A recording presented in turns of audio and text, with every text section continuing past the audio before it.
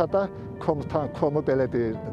Gəldim, yaxınlaşdım ki, komu, siz bu məqsədlə nə demək istəyirdiniz ki, bizə evinizlə uzun müddət danışın.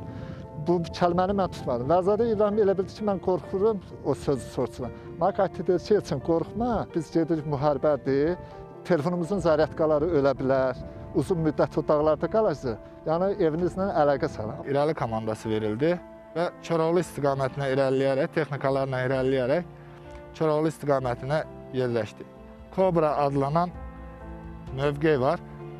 Ora bir kolon şəklində irəlilədi.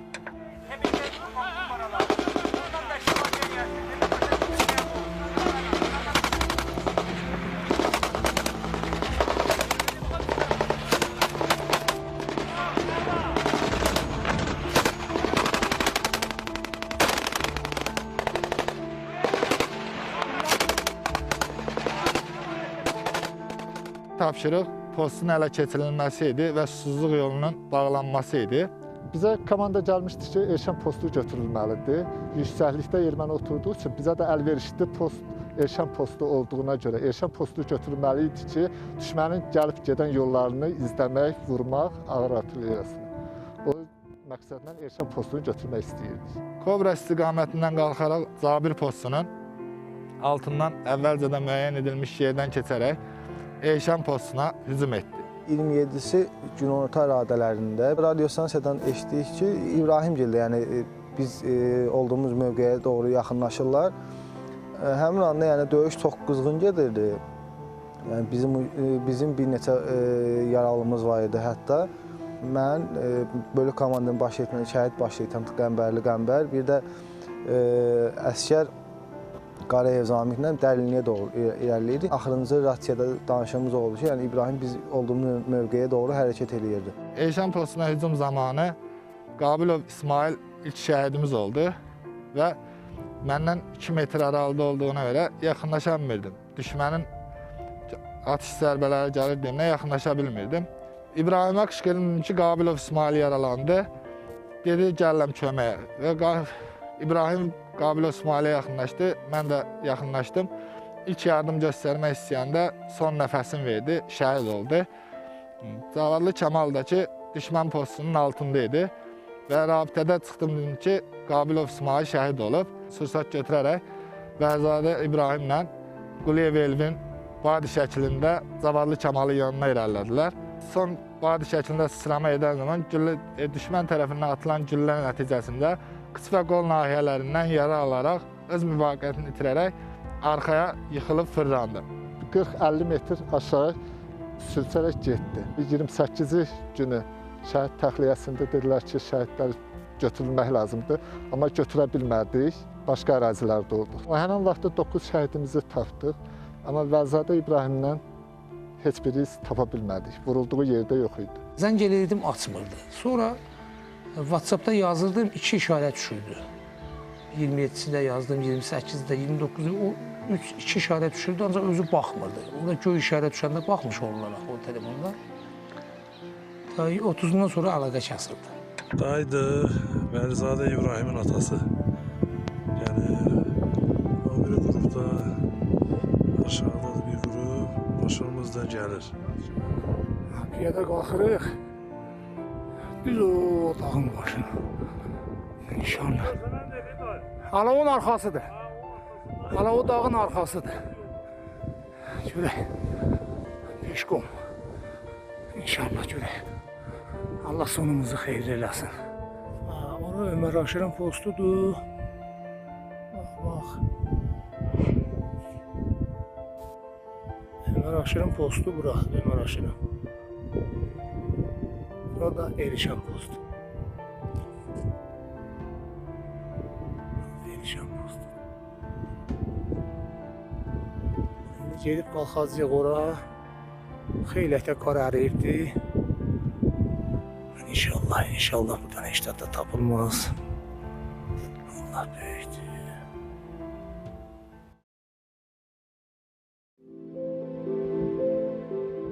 Əvvəldən də biz orada axtarışlarda olmuşduq.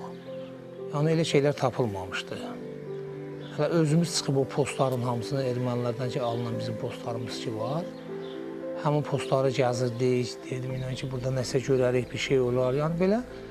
Sonra köməyə gəldilər, hərbi hissədən, o fövqəladə xüsusi xilasedici bərabər.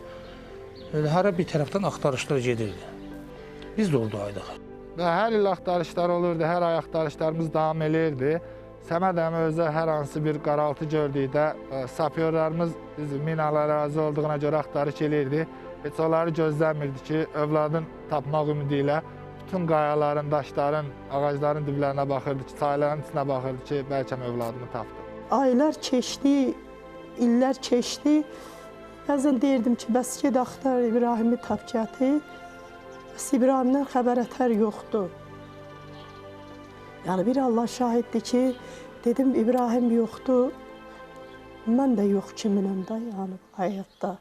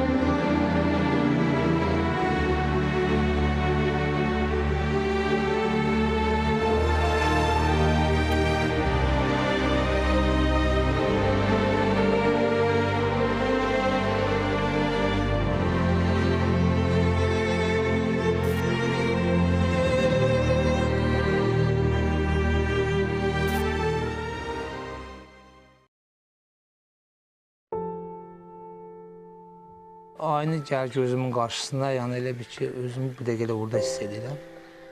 Elə bu ayları idi. May, iyun ayları idi, bu ayları idi. Axtarışa çıxmışıq da valideynlərlə hamımız. Orada da qalan cəmi 2 nəfər leytenantımız qaldı. Bir İbrahim, bir də Qəmbərli Qəmbər.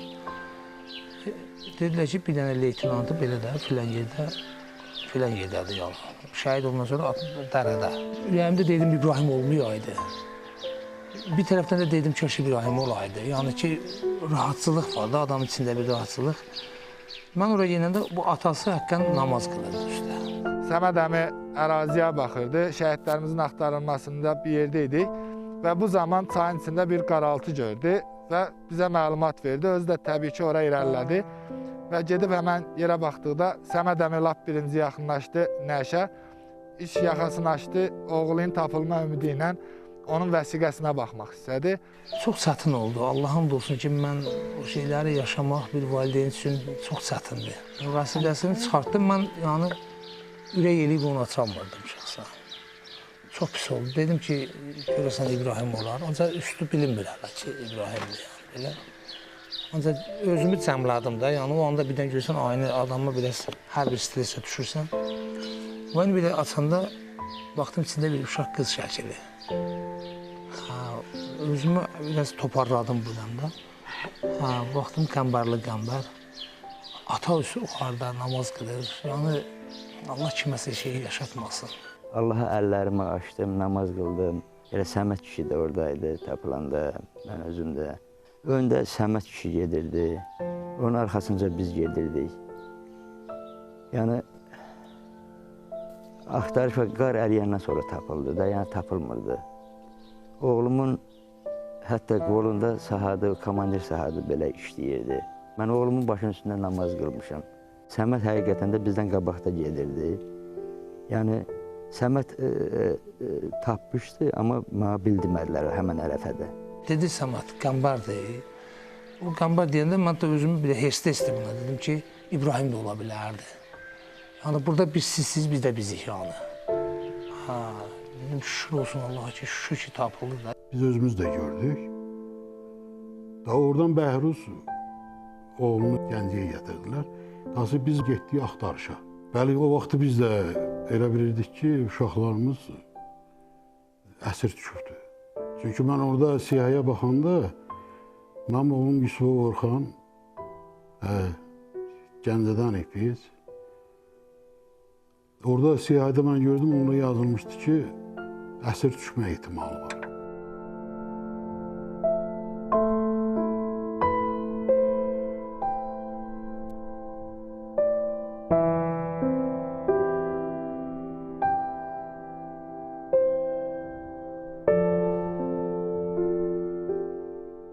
Şəhidlərimizi onlar çox elə yerlərə aparıb dəfn edirdilər ki, tapılmasınlar. Çünki olduğu yer bilinir ki, bu qəhrəman evlatlarımız bu istiqamətdə döyüşüblər. Onun tapılması üçün asandır tapmaq. Amma başqa əraziyə aparıb orada dəfn edəndə yox, bu tapılmır. Biz şəhidlərimizi döyüş gedən yerlərdə yox, arxa istiqamətlərdə tapırdıq. Çünki Kapitan Pənahov Əkbərdəki yanşaqda bir evin dibində tapdıq. O vaxtı dedilər 17 nəfərin cəsədini o vaxtı basırmışdılar. Onda dedilər ki, ermənilərin traktoristi olur. O erməni deyib tutandan sonra o erməni hamısını deyib də bizim uşaqları hara qazıb basırıb hamısı yerini deyiblər. Elə həmən yerdən də çıxardıblar.